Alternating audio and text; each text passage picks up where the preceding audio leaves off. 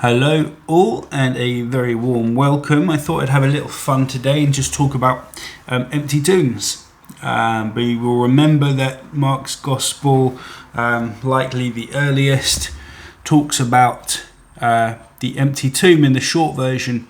Anyway, the longer one actually mentioning more about the resurrection, not there in the shortest, of course. The women find the grave and then they get scared, and that's where it ends.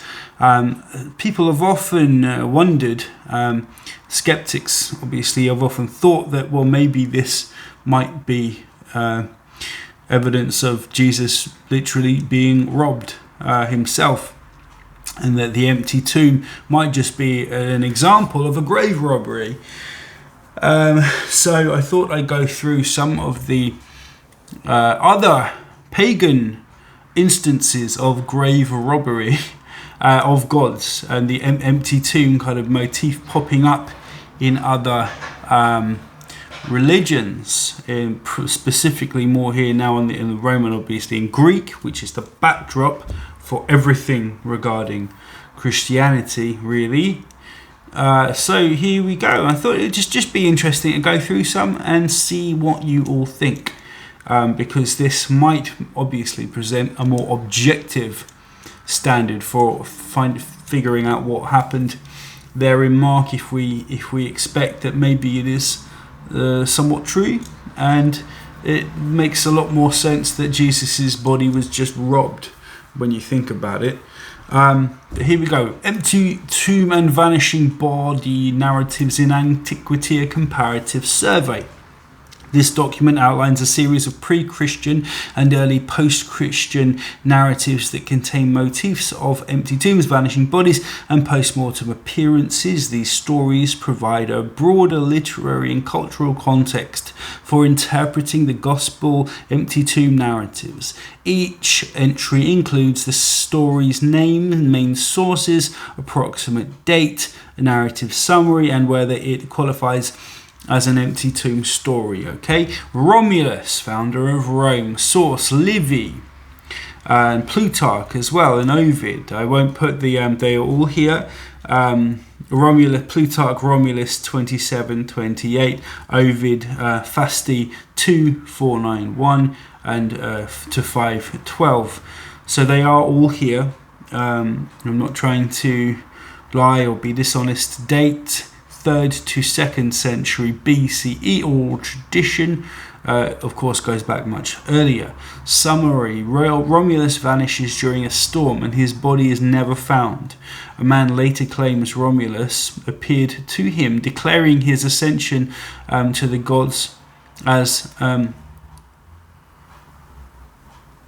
Quirinus.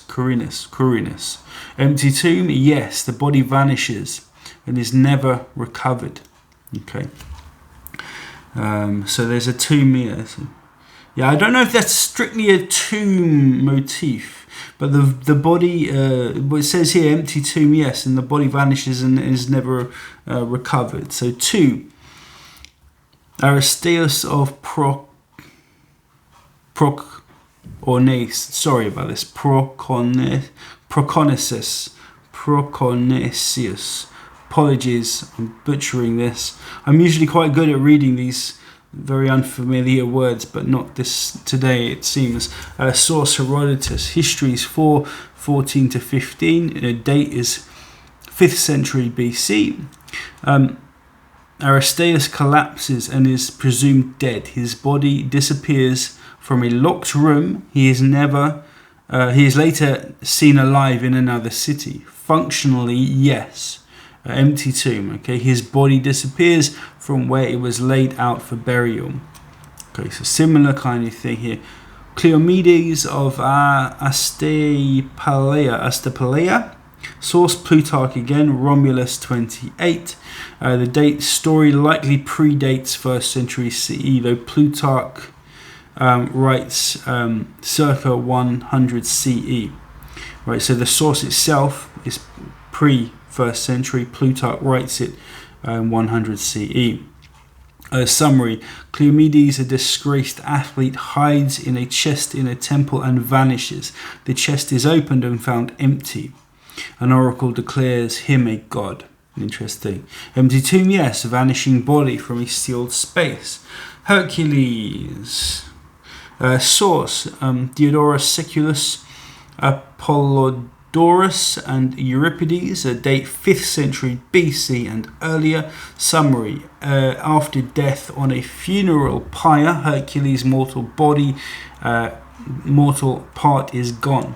So after death on a funeral pyre, Hercules' mortal part is gone. He is taken to Olympus and deified. No tomb remains. So empty tomb, yes. Body consumed and or vanished, leading to deification. Okay, similar, not entirely the same, but similar. Empedocles of Acradus. Source: Diogenes Laertius. Biographical legends. Okay, date: Empedocles lived 495 to 435 BC. Empedocles is said to have thrown himself into Mount Etna to become a god. No body is ever recovered, of course, only his sandals remain. Empty tomb, yes, no body is found. Object left behind. So Zalmoxis, Thracian deities. Source: Herodotus, Histories 494 to 96, date again 5th century BC. Zalmoxis disappears for several years, believed dead. He appears teaching followers about resurrection and immortality. Empty tomb, yes, body is missing during the time of worship. Inanna, again female deity now, Sumerian goddess.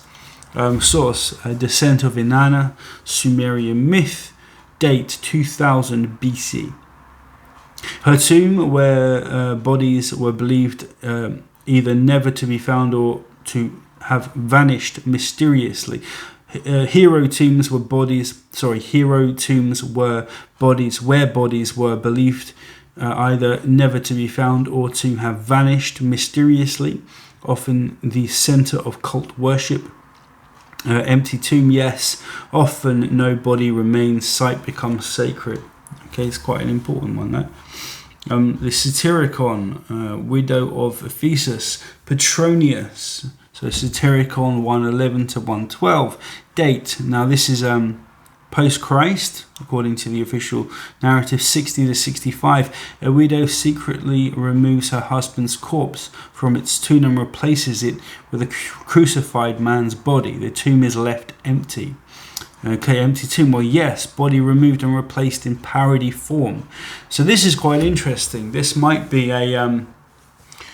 But if we take the 60s and 65 to be I think it's reasonable to say pre-gospel. Most Orthodox Christians would believe that this is kind of a pre-gospel period, 60 to 65. Then we can say that, and of course taking my position and many others' positions, that the Gospels were written into the 2nd century, then this is a pre-gospel narrative. And Satyricon, it's important because this is quite close to the time here and geographically of Jesus. And a widow secretly removes her husband's corpse from its tomb, replaces it with a crucified man's body. Again, a little subtle hint there, perhaps, maybe, I don't know. Paradoxography, the tale of Philineion, Phlegon of Tralles here. Source: a Book of Marvels, chapter 2. Date 2nd century CE, Hadrianic period, likely from older folklore though. Philineion, a dead girl, returns from the grave to sleep with a guest. Okay, her tomb is later opened and found empty except for her breastband, so bra basically. Empty tomb, yes, body is missing. Object left behind as a token. So all of these instances here are near empty tombs or similar, or carry the motif of an empty space where the body once lay. And people marvel and wonder, where is the body? Where is the body? So the notes here: Romulus vanishing in a storm. Aristeus, body disappears from death chamber. Cleomedes vanishes from sealed chest. Hercules, mortal body, vanishes on pyre. Okay, Empedocles, no body, only sandals remain. Zalmoxis reappears after disappearance. Inanna, mythical resurrection. A hero cult tomb, sacred sites with no bodies in them. Satyricon, tomb, body removed and replaced. So the in the Phrygian here, Philonion, body gone, left item left behind. So this might have resonance here with the empty tomb motif we find in the Jesus story, the earliest stories. Remember, before the long ending in Mark is put in hundreds of years later, I might add. This narrative shows that the motif of the empty tomb, often tied to divination, hero worship, or supernatural return, was well established in the Greek, Roman, and Near Eastern world long before and during the rise of Christianity. They reflect a widespread cultural imagination in which the disappearance of a body signified transformation, divine intervention, or the creation of sacred memory. So I'm just going to put that up there. Worth going through. I might try and find a way to put these in the show notes at some point. What I'm going to do soon, though, is create a blog or a website so that all of this information can go in there. They're easy reads, quite to the point, quite pithy and straightforward. So might be useful if anyone needs any clearer information on this stuff. It's all there. It should all be there. But there are multiple, again, accounts here of people close to, Zalmoxis, dying and rising god. Romulus in Rome has many features that are clearly attested there later on in the Jesus story. Hercules, again, shares quite a few things with Jesus, traits and so on. And also, as we read Dennis MacDonald, there are clear parallels between elements of Hercules' story and that of Jesus. So we go. We find Inanna again, a dying and rising goddess now, Zalmoxis, as I've said. So it's all worth thinking about, and it's all really the stories of Jesus cannot be separated from the wellspring, the waters from which he rose, Greek and Roman world. So much there, and so many little data points and discrete pieces of information that anyone, I think, who's doing proper scholarly work would look to the ancients, the pagans, and realize that there's nothing unique about Jesus' story, and the early Christians were most likely building propaganda and building their own stories to neatly mesh over what had come before. So it was easy for the Greeks and the Romans to take on this new religion. So it wouldn't have been too jarring, too alien and unfamiliar to them. So bye-bye, and it's back tomorrow, I think.